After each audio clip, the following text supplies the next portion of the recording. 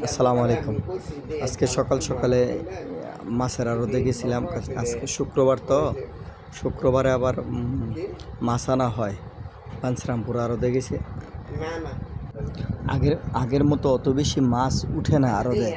আগে তো প্রচুর মাছ উঠতো, তো মাছের দামও আগে একটু সস্তা ছিল। এই অনুপাতে আড়তেই মাছ এখন দাম। দুইটা রুই মাছ নিলাম, তো 350 টাকা কেজি। কাটানোর জন্য দুজনে দেখছি, আর আবার বাপ বেটা দুজনে মাছ কাটে, খুব ভালোভাবেই কাটলো। ছেলেটাও কথা টথা হইল, ভালোই লাগলো ছেলেটার কথা শুনে। ঠিক আছে, বাপের সাহায্য করতেছে? ওকে, হ্যাঁ সাহায্য করতেছি। প্রত্যেকটা সন্তানের উচিত তার বাবা মারে সাহায্য করা কাজে।